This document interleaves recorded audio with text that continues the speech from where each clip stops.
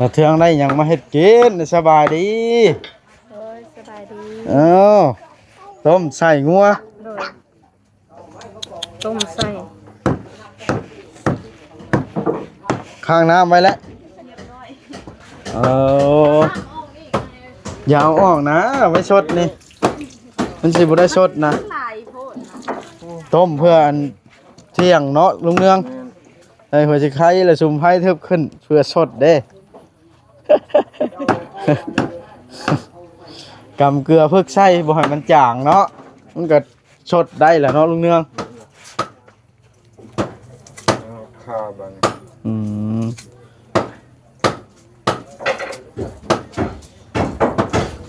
เฮ้ยไอ้โลนทำอะไรทำไปดีกล้องเพื่อนแน่ลูกฮะเราให้เราอยากกินขนมให้อ้ายไปซื้อขนมให้อ้ายก็บ่ไปอันนี้ได้เดี๋ยวมาพี่ลูกอ้าวเพิ่นงดอย่าลืมกดติดตามเพื่อเป็นกำลังใจให้ผมด้วยนะครับทุกคนขอบคุณมากๆเอาพี่น้องโอเคบาทเนี่ยตอนนี้ก็มาลุยลูกติ่งมีมันชาวเทืองกับสร้างพี่น้องเอ้ยหากันมาพี่น้องบอสก็ได้มาสายจักหน่อยเพราะว่าพาลูกลงไปรายงานตัวจดชื่อ จดชื่อเขาโรงเรียนพี่น้องเอ้ยนางเดียลูกสาวบอสกับป.1 ลูกชายกับป.4 เนาะเอาก่อนอื่นตะคายสบายดี FC พี่น้องสุขสุขคน สร้างกำลังลุยพี่น้องไอ้ปลายังมุมา เอาเลยไอ้อันนี้กระถึงน้องอยู่สร้างไปไปขึ้นเบิ้ง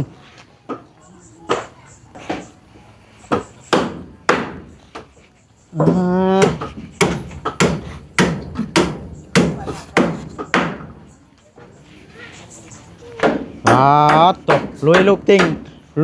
แล้วนี่เห็นอย่างต้อนี่ทาสีเพราะว่าเมื่อเห็ดตอนให้มันแล้ววะถามเมียไปก่อนไหนเอาเมียไปกวดก่อนเมียโชว์ตายนะเป็นยังอ่ะนะเดี๋ยวมดเต้านี่นะว้ายแต่แนวเป็นนู่นสินะขึ้นมาเบิ่งก่อน ไม่ลุงเลยลุงฟ้าไปก่อนลุงไม่ใช่ก่อนลุยลูกติ่งว่าสร้างต่อมานี่ด้วยดูทำกันบ่ไปว่าเด้แทกตัดเลย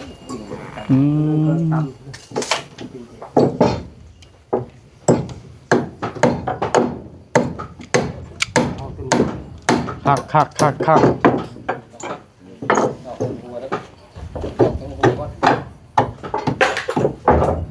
อ้าวหนุ่มลิง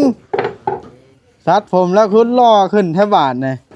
คือละเด้บัดนี้โอ้นุ่มนึ่งได้ตัดแล้วปะตัดมาถูกคนละบาทนี่เนาะ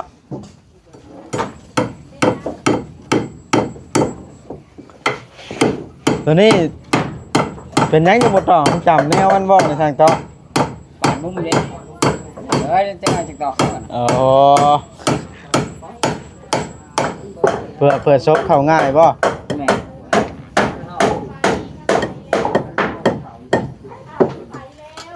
เขาดูมันโบราณ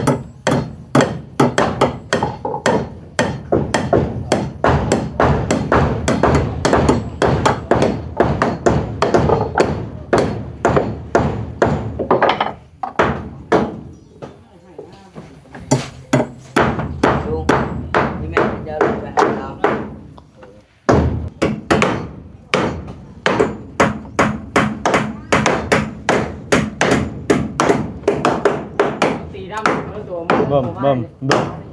หาสีได้บาทนี่เนาะแล้วนี่ได้ทางต่อไปใช้สวรรค์นี่เพื่อนน่ะหมดเลยเฮ็ดเวียกได้เนาะ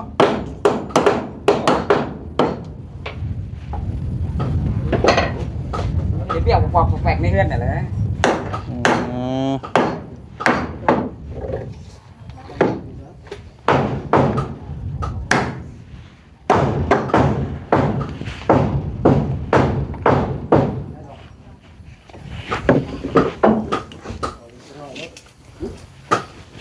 พัก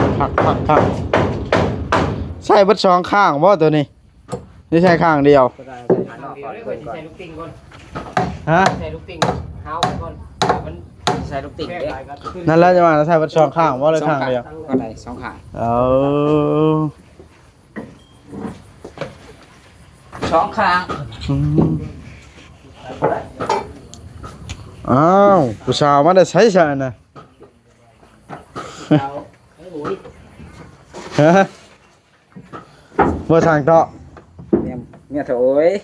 นึกว่าผู้สาวคือจะย่างพอดีอะซะ พวกเราอยู่เฮือนดิ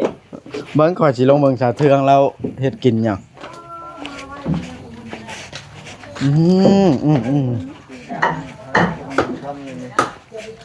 ชาเทืองได้หยังมาเฮ็ดกินสบายดี โอ้ยสบายดี เอ้าต้มใส่งัว โดย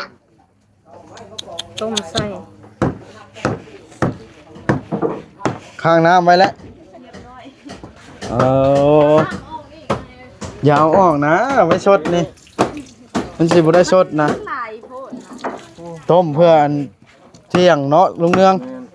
ไอ้หัวสิไข่และซุ่มไผ่ทึบขึ้นเพื่อชดเด้ กำเกลือเพิกไส้บ่ให้มันจางเนาะมันก็ชดได้แหละเนาะลุงเนืองข้าวบัง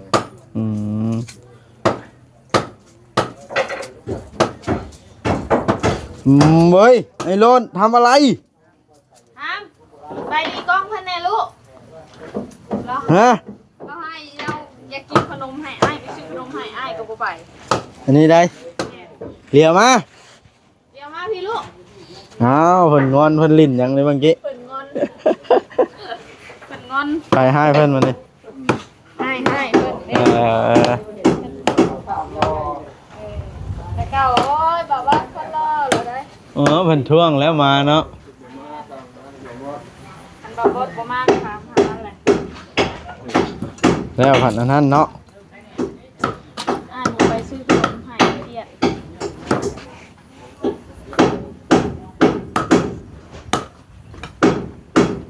ปอดตงามอีหลีนี่ ยังบ่ทันได้ใส่ยังแล้วนะ บ่ฮู้เลยว่าสีผ้าสิเป็นตัวใดนี่เจ้านะขอบสีขาวคันได้สีผ้าเฮือนน้องแต่นี่คักได้ขอบสีขาวแบบนี้ป้องเยี่ยม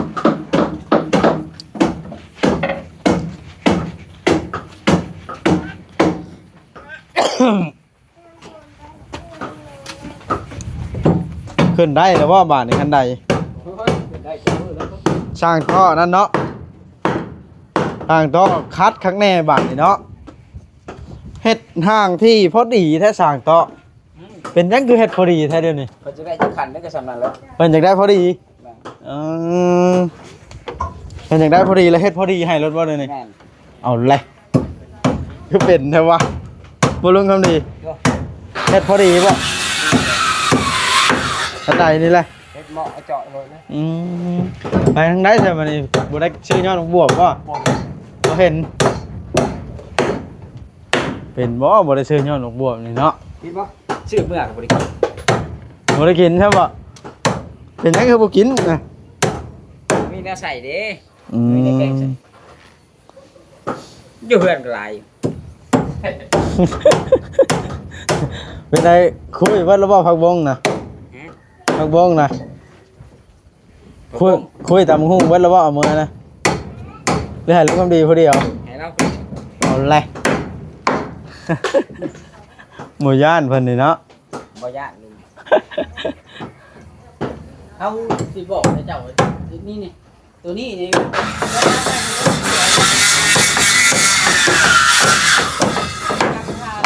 เจ้าได้ไม่ที่แปดกับไม่ได้เก่าไม่ใช่ไม่ที่แปดลูกจะพา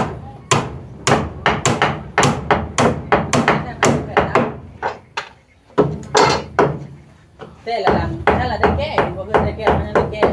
ย้อนเราใช่อันเราได้ใส่อันตัวนี้ที่เลยขาเลยได้แก้เลยก็ได้วันนั้นนี่นะ ว้าแต่สร้างโตะลุยแล้วนี่หลดเมื่อบ่มานี่ทาทรงทาสีแล้วนี่ จังหวะแล้ว ภาพเมื่อไหร่ เอามันเบิดแนวเฮ็ดล่ะทาสีแล้วมันก็ ออกอยู่ล่างสองเล่นเข้าไปได้ทำนี่ก่อน เนี่ยเข้านะ เข้าจับได้ทำกันเบิด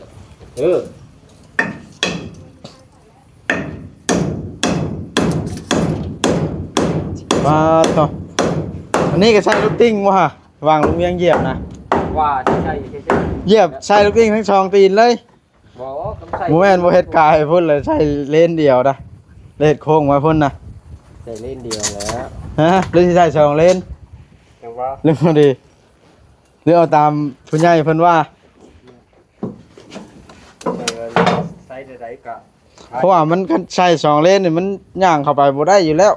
มันหอมแฮงเด้ตัวนั้นก็ใช่ตัวนี้ก็ใช่กันเฮ็ดไปใช้เลนเดียวมาเลยนี่ ต้องทาอยู่ลุ่มลูกติ่ง หอบเลยจังว่าคักก็บ่จักเนาะสร้างเตาะ แม่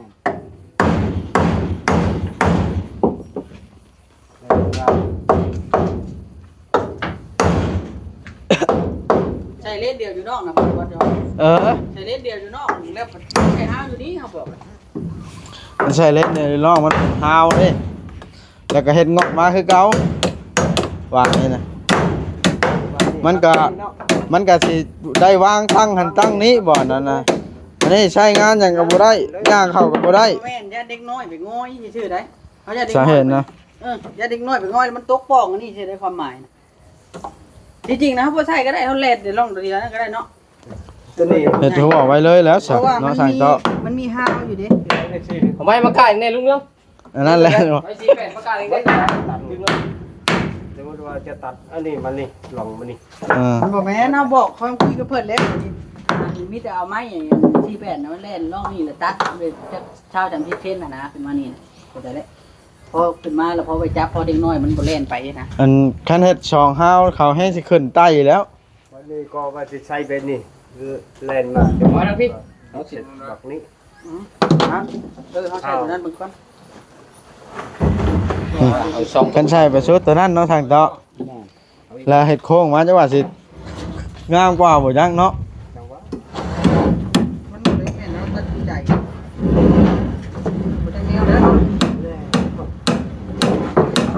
เห็นงอกมาแล้วก็เฮาก็เฮ็ดฮาวลง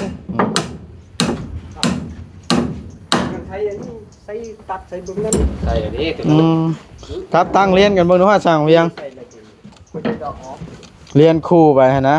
ตัดแล้วนะทีนี้แต่ว่าใส่นี่นั่นบอก ใช้น้ำบาลอดข้างแน่บ่เด้อนี่ ด้วย เอาไล่ หัวลึงเนือง ไม่ใส่เป็นทั่วมันจะเป็นไม่ใช่เลย ตู้ผมไผมาแห่งเต็กดิตู้ผมไผบ่มาบ่นี่เพิ่นว่า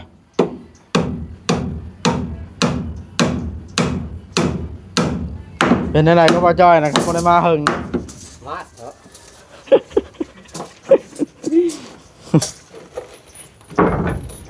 เหมือนแนวเนาะ เฮ้ยเอาไปเชิญไปแล้วเนี่ยเอาออกนี่ก็ บัดแล้วตัวนี้นะ ดีกว่าดี แก้เราเลยเพื่อน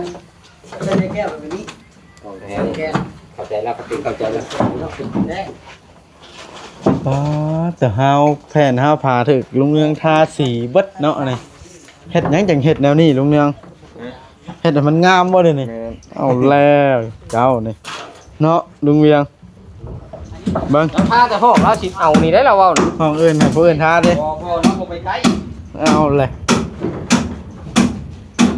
สมไพ่เด้ลิงเอ้ยสร้างเมืองเริ่มหิวข้าวแล้วนี่สมไพ่เด้อ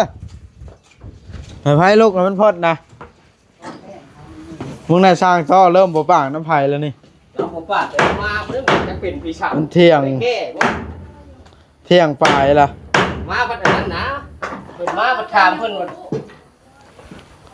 เนาะลุงเนืองสร้างท่อให้มันนี่ต่างได้เจ้า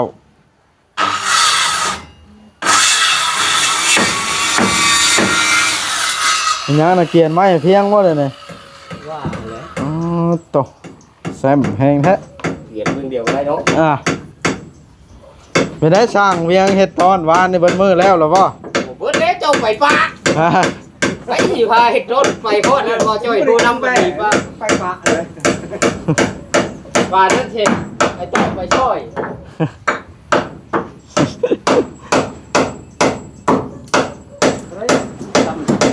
อ่ะ บ่เห็นเราไอ้เวียงนี่ใช้วางเจ้าเขตอยู่นี่ไอ้เวียงใช้วางเจ้าเขตอยู่นี่ นี่ตาดีกว่าเจ้าล้า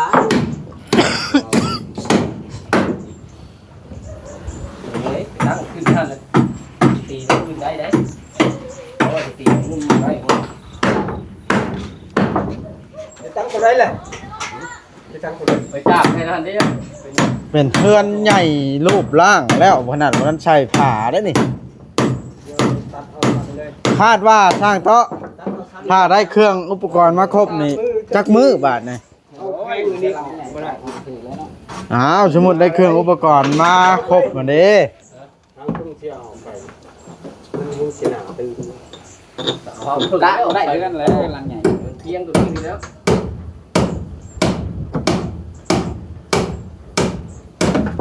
เวทนั้นเทไปได้ไม่เดียวไปกูได้ไปไปเป๊ะ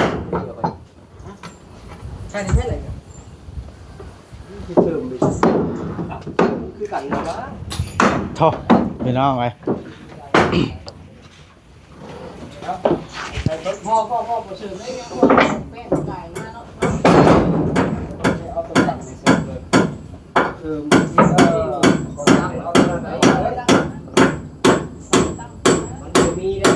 แป้งตั้งใครเราบอกตั้งแบบนี้ป้าแก้มดื่มใส่ใหม่ ทาเกี้ยงโพดครับข้าแม่นั้นเข้าพาก็ยังท่าน่ะไปติดพาเบิดบ่ ก็ว่าใส่กันนะคือนี่มีโต๊ะนั่นคือกีฬาทำลูก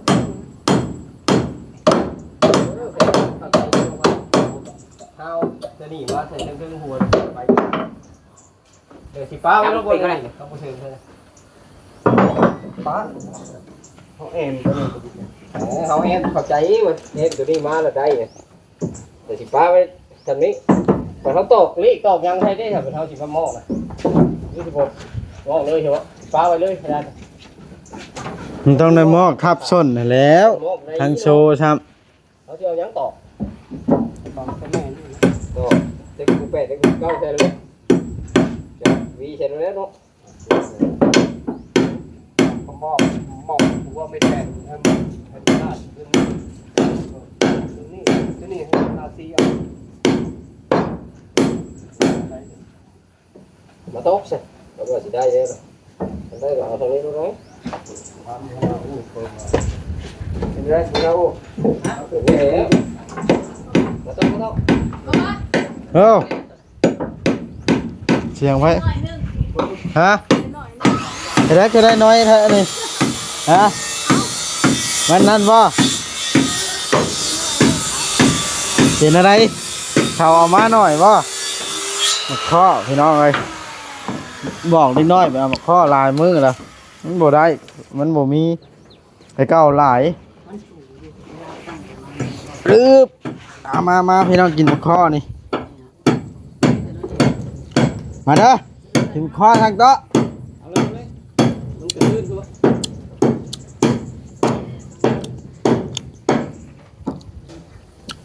ก็นี่เราบ่ได้ว่ายาวเลยเราเฮ็ดหน้าที่เราก็ใช้บุบ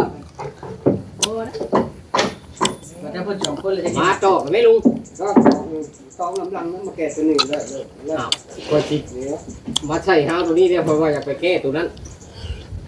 ใช้ได้บ่ มันได้แล้ว มันยังเลอะกันปลา นะ ก้อนมันยังเลอะจะมีของ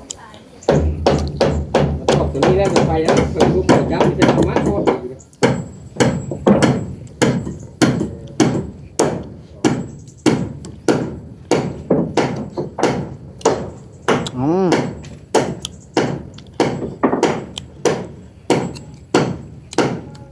ก็เฮาบ่เข้าพาก้อนในเฮ็ดเนาะ เลย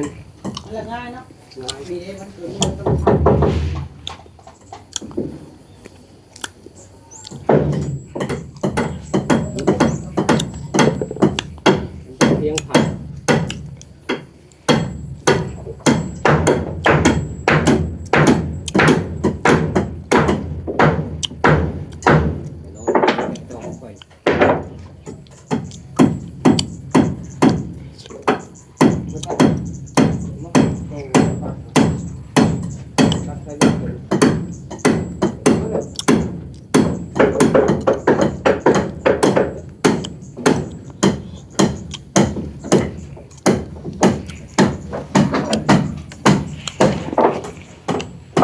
เอาพี่น้องเลย